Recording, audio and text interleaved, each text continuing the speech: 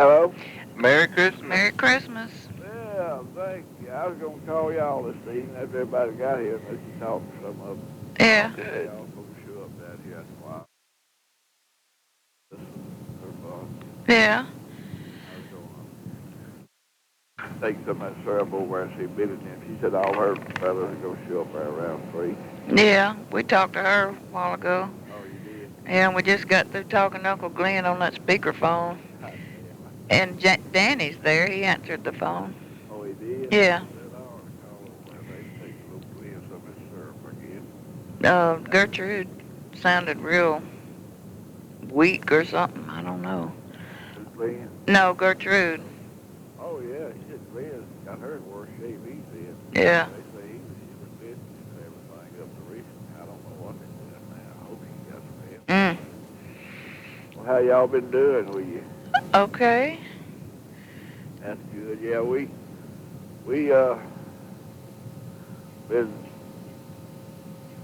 nobody me no sign. He's changing, going back to his old company next week.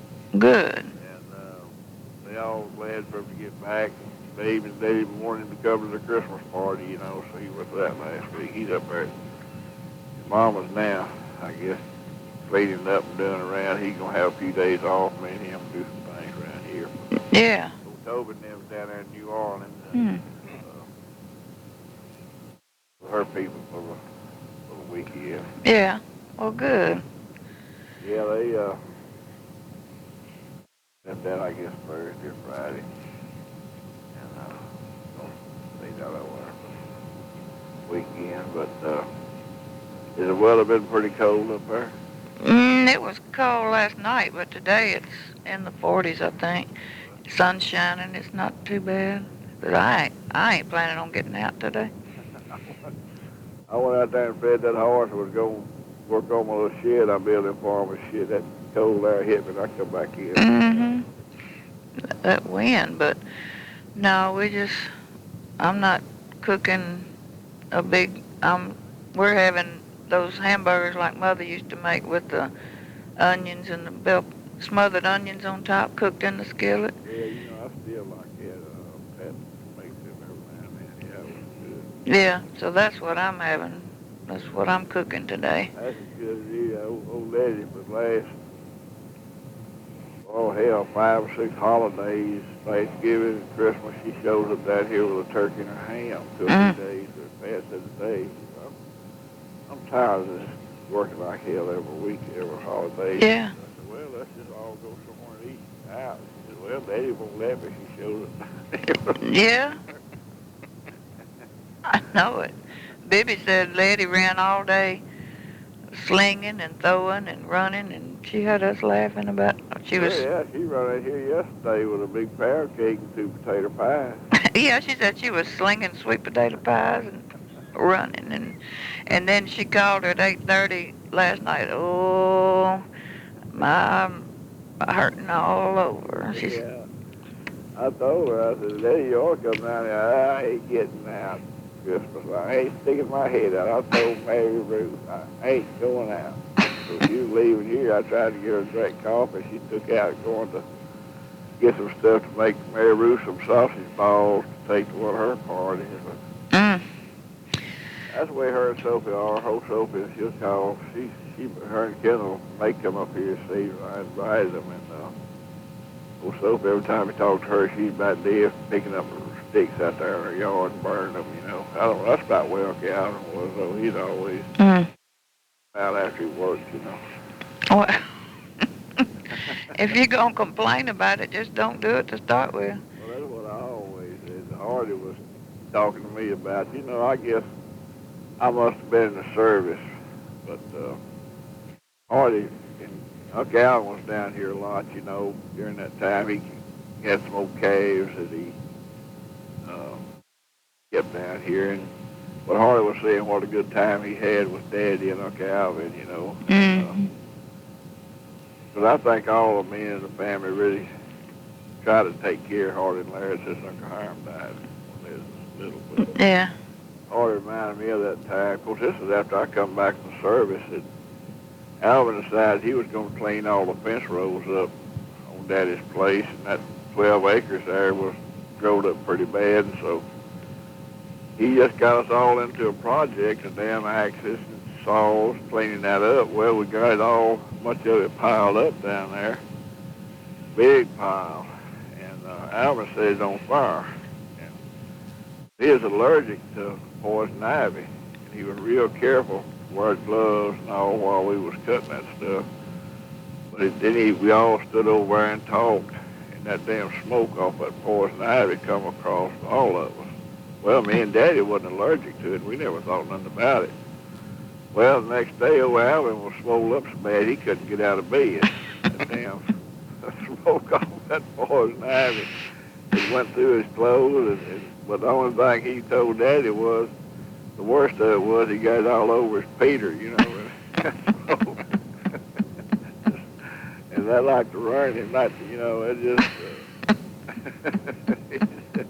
he like never got over that. That was the worst of all the damn smoke, and I already got to talking about that and laughing about it, you know. Oh, God.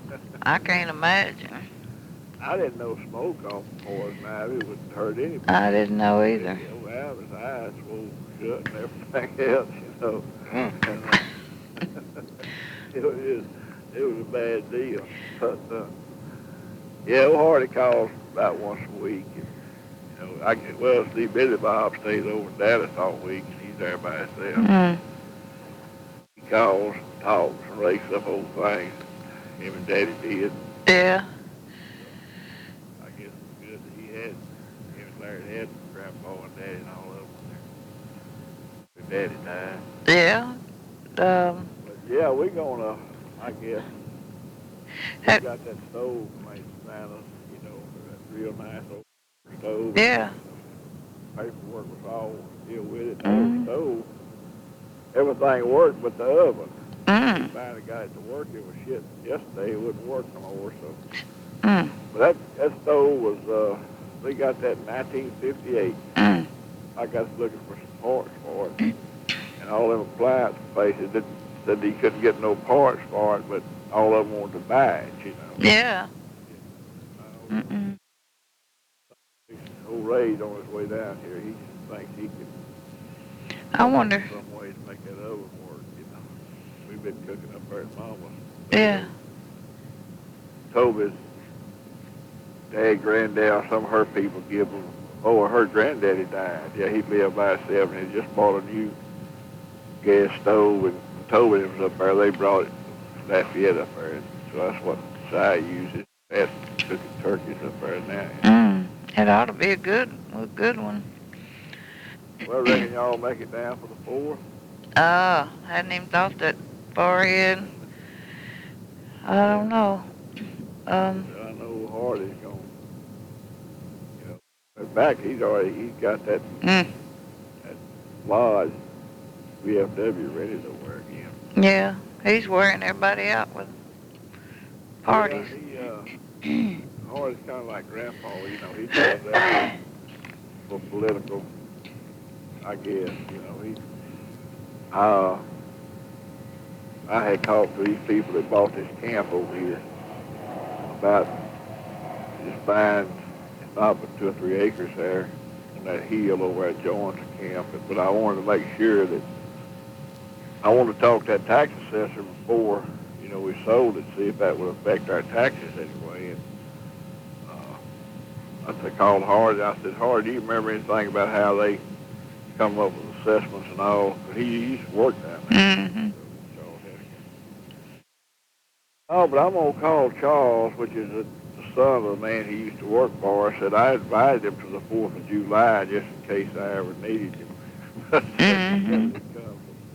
He was supposed to try to get a hold of him and kind of set up a meeting for us. Yeah. I hate it damn bad for Toby to put another 30-year mortgage on this place, so I'm going to talk to some of his neighbors, and even if I have to take out another loan on my upper end here, my 8 acres, you know, I might do that rather than letting the Federal Land Bank put another 40, you know. Yeah. We'll take on all that land in on that mortgage. No, Toby's mad at me. Goddamn, we had a blow up down here Saturday. Just about come to blows, and But I just think I can get y'all's money without blanking the place with another one of them damn mortgages. Yeah. I don't mind taking out a mortgage, but they want too much land. Put that mortgage on too much land. Yeah. For that. I think I can. I'll throw aside and them shit. I'll just take another mortgage out on the front end and pay it till I die, and then they can pay it. Yeah. Just leave them with it. Yeah. So that's what I'm on now. This guy next door here said he got his house up for sale at Long Lake, and I said we're interested in that. I said let me sell my house. And he's a gynecologist. He said shit, I'm barred up to the hilt. Mm-hmm. All right, my house ought to sell pretty quick, and when he does, that we'll get with you on that. Yeah. So I look for it to be sometime in January, maybe, because they done moved over there and put their house up for sale. Hmm. But I called and left a message on Timmy's cell phone this morning. His sister done said they're gonna travel to New York, so I guess they're around over. There's no telling where they are or what they're doing. He was gonna go over there and then ride a train down to Hanks. Yeah, for a week, she said. Well, they said it'd be pretty rough up there around Christmas time. Yeah, they didn't. She said Willis said he didn't want to wake up in that house Christmas morning, so. Well, I don't blame them. It'd be hard to do. Yeah, so. They just all gonna haul ass, probably come back with their credit cards back. Right. And no telling what's happened. They'll have tales to tell up there. Yeah, Timmy, he like Toby. He gonna go first class, whatever. Mm-hmm. That's right. As long as his credit card's covered. Yeah, or somebody else will cover it. Yeah. So. Fig said he always managed out fumbling when they went out to eat. He always what? Managed to. Oh yeah. Out fumbling. Yeah. Yeah, and I think Sister and Teen was helping Tim financially, but I know she can't do it now. Yeah, she was. I forgot what she told me they did. Some kind of schooling or something. Oh, yeah, that's what it was. Sent him to that state school. Some kind of school, and then he quit. Well, that was court reporting school. And then Court reporting. Oh, yeah. Yeah, that's what and bought him that $2,000 machine equipment. And he quit, and he didn't finish out, so I don't know what happened to all that. I didn't hear no more about that. I forgot he was going to that school. Yeah, well, no, he quit. That's, Shannon told us that. Willis's friend. After they bought him that dictation machine or whatever. Yeah. So they went in debt, so no telling what. Yeah, Dean said here several times and said, talked about him working 3 jobs to get Timmy through college, and found out Timmy was sitting in the damn cafeteria all day or something. I mean, he wasn't going to school. I don't know. He wasn't too happy about that. No. But when we talked to Bibi, I know she told you about her dog dragging up all that stuff. No, she didn't. Or ask her when you go over there. Yeah, well, I didn't answer the phone, and him and her and Reeve were just sitting there talking. I was going to run over there and see him. At first, he started bringing up just Marlboro cigarette packs, and then some beer cans sometimes, and she has to go out in the yard and pick them up. And Hetty is that dog, and then one day she picked something up, and when she turned it over, it was a DVD, like a CD case, and she turned it over and it was pornography, a bunch of naked men sitting around with their legs spraddled open that dog had got brought up in the yard. And said she jumped and looked around to see if anybody saw her holding it.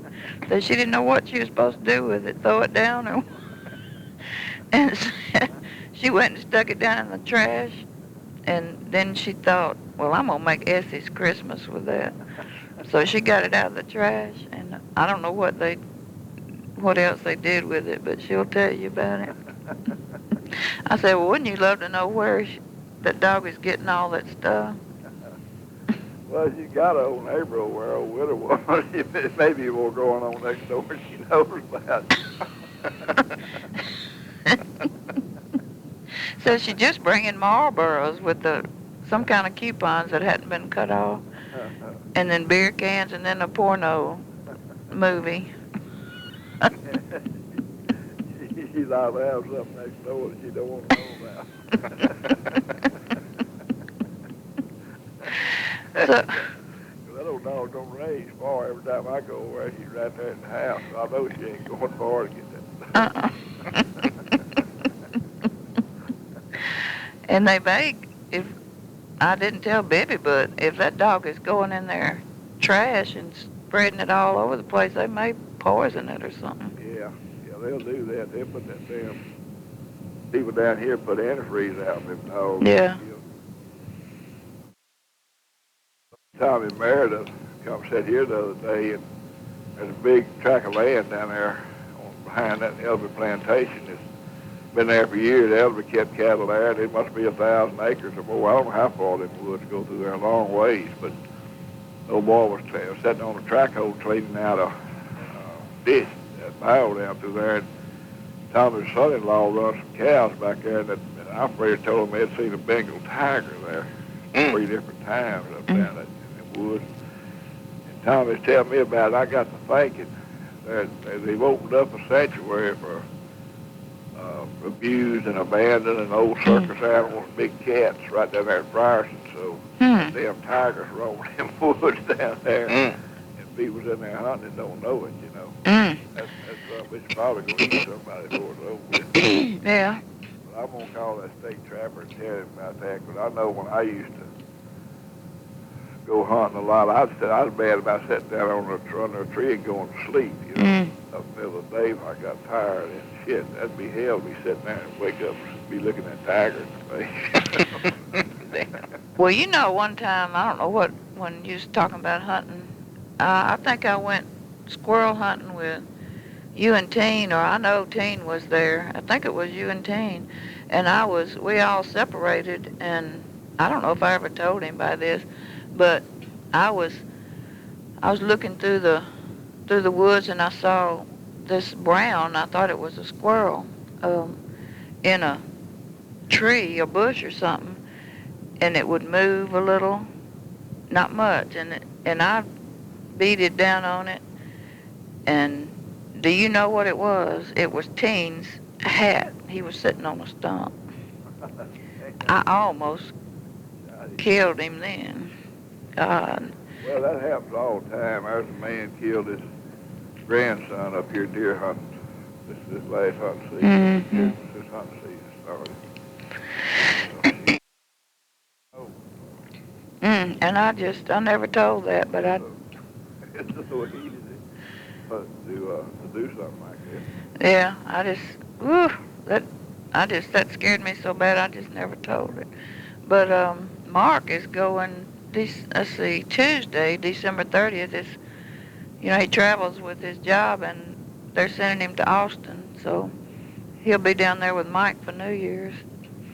So they're happy about that. Oh yeah, that'd be good. He'll enjoy that too down there in Austin. Yeah, Austin's a pretty town. Yeah.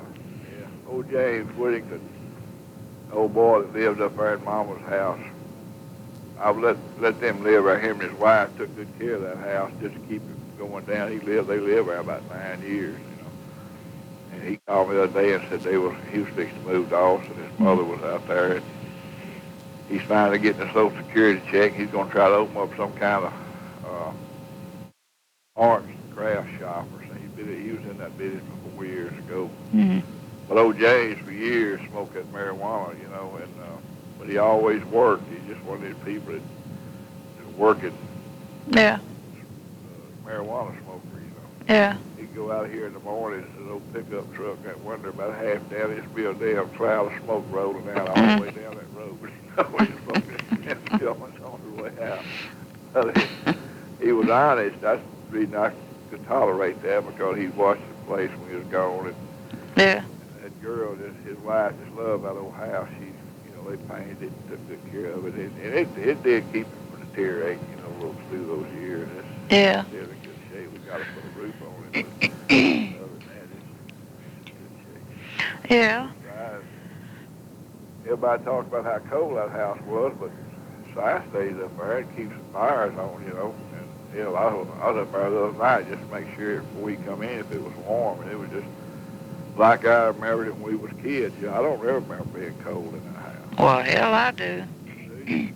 When Daddy would come in and light that space heater in my room, that front room by the porch, and it'd be so cold, I just dreaded jumping out of bed. I'd have to jump out of bed, and he'd close both doors, so it'd try to get warm in there, and I'd run over by that in front of that heater, and it seemed like there wasn't no heat coming out of it. It was so cold in there. They must not have, probably they must not let the fire burn at night. They didn't.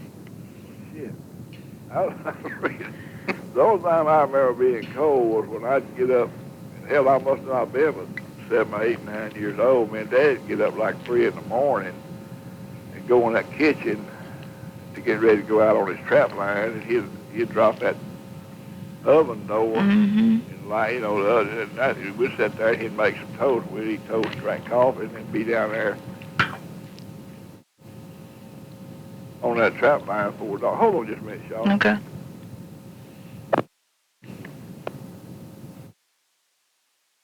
Go click over. He can't pass up a phone call.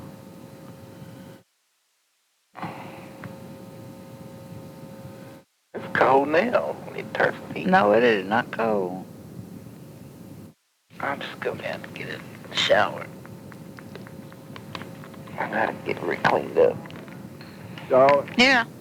Yeah, that was old Si calling bringing the ham down. I didn't know. I thought maybe something was wrong. He's up there at the house. Old Justin and Ray and them showed up here, and Ray was looking at our stove. Yeah. Well, I hope y'all get did you ever hear anything from your job? nope. I figure it'll be January.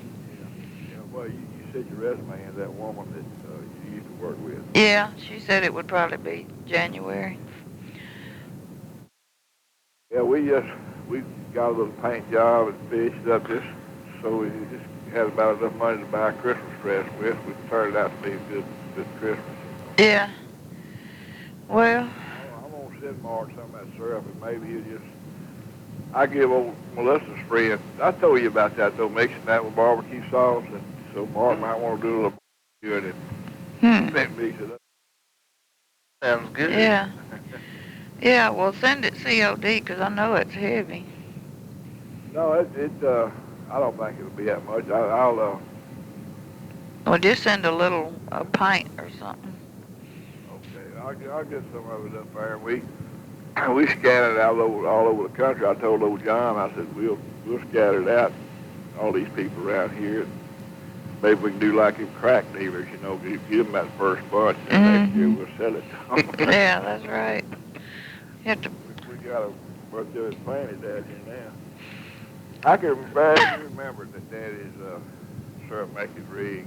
I can go in there where he's cooking that syrup and everything. He might not have been old enough before he quit, 'cause I think he quit about the time that war come along. That's about the time he was born. Yeah. No, I don't remember that. But, yeah, when you go to Bibby's, ask her what Hetty's been bringing up in the yard. Okay, yeah. Betty seems to be perfectly content over there. I think she's doing everything she can to keep away out of them moving in. Well, of course, he may have done moved in, but now. I couldn't tell. She said, Reba, when she was talking, all of a sudden she turned and said, Reba, Reba, no, no, Reba.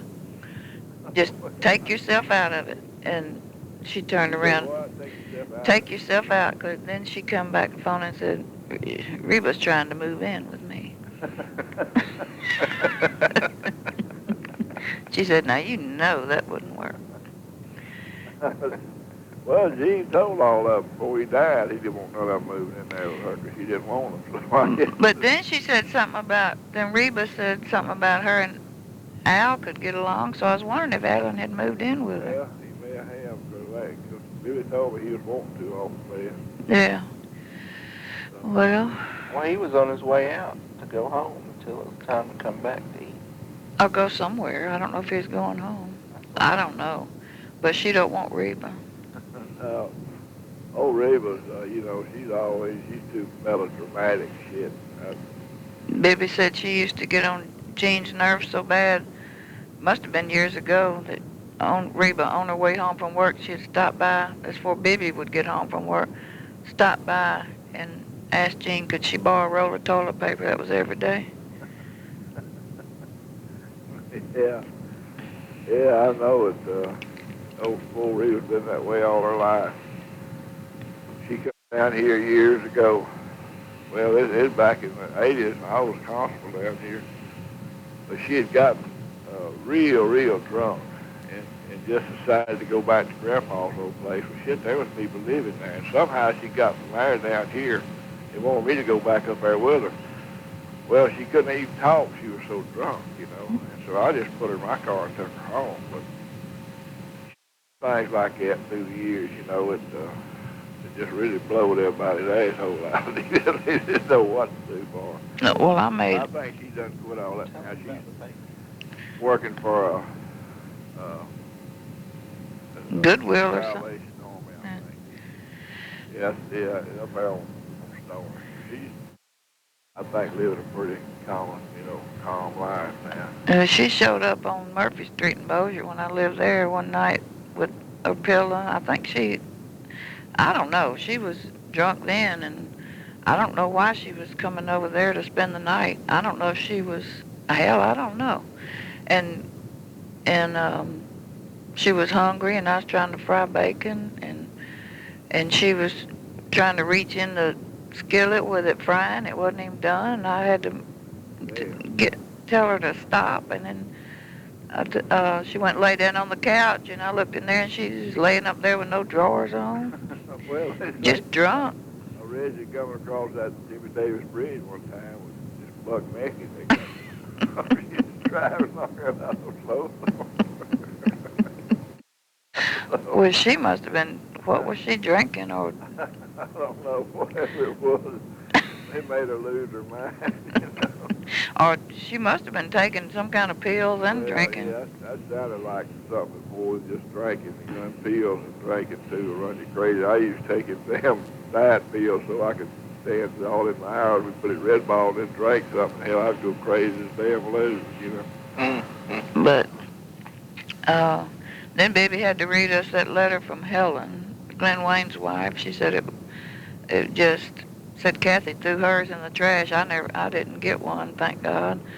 Well, we got one 4 or 5 years ago from Glenn Wayne and them, and it was a holiday like this, but all it was a resume on how many damn degrees and they had and what their plan was for the future. They haven't said a damn thing about greetings or anything. yeah, but it was, they're just nutty people. But says something about Tanya had filed for divorce, and she was working at Victoria's Secret, and I said, she's got all those degrees and stuff. And I said, and they was talking about that, and I said, well, she'll be like, I said, I'm going to tell you an ugly story about Victoria's Secret. It's about Grandma and Grandpa had nothing to do with each other in years, so Grandma went to Victoria's Secret and got her some of those red French drawers with no crotch in them and put them on, and when Grandpa got home that night, she was laying up in bed and said, hey, Grandpa, you want some of this? And he bent over and looked again and said, hell no, it's done had a hole in your drawers.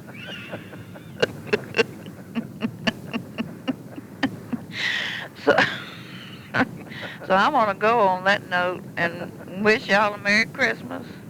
Okay, Shaw, we'll be in touch with you in a couple of weeks. Okay. Bye. Bye.